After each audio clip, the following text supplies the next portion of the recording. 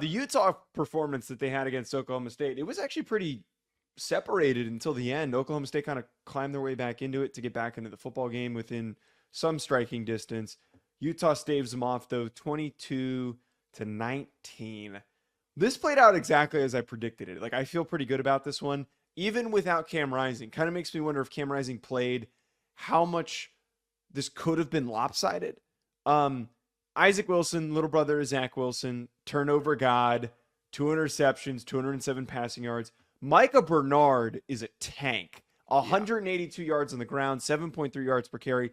This Oklahoma State run defense, dookie. 249 yards allowed on the day. That was rushing. That was what they allowed rushing. They can't stop anything. They couldn't stop a man in a wheelchair if he was being pushed up and down the field.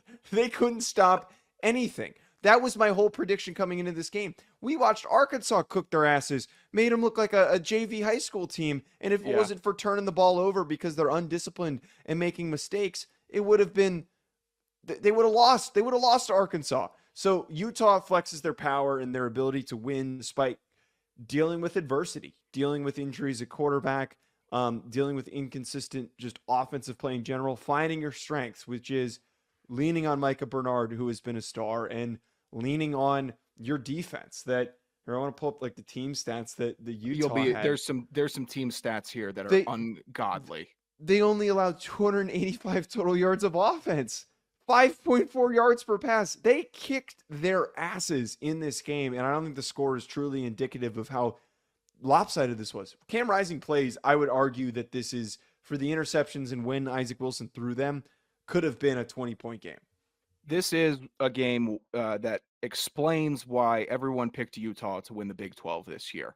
It's exactly why. Because in a need to win ground them out game when you don't have your starting quarterback, what do? They're 4 for 5 on 4th down. They have 81 total plays compared to Oklahoma State's 59. They punt 4 times to Oklahoma State's 8. Time of possession. Open the ears up, kids, for this one. 42 minutes, 30 seconds for Utah. That's a football game, damn it. That's how you win a football game.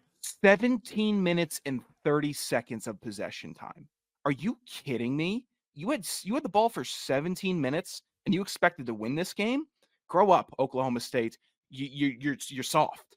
How are you the big bad rough and tough shoot 'em up Big 12 school, and then Utah just joins in and starts punking everybody? You had time this summer to get a little tougher and meaner. You knew you were going to have to play Utah, and you come out and you hold the ball for 17 minutes and 30 seconds. Awful game. Utah should have smoked them based on everything that I saw. Utah was hitting harder, playing faster, and playing more within themselves. This team hits like hell, Joe. They will hit the play out of you. I think one of the most lame parts about this is that Oklahoma State has only mustered in this game 48 yards of rushing. And this whole season, they have had such a brutal time trying to run the football. You have a guy that won the Doak Walker last year that had insane stats. It was one of the most historic running back seasons in the past decade. Just an unbelievable year. And there was this expectation, this hope that he was going to be a 2,000-yard rusher.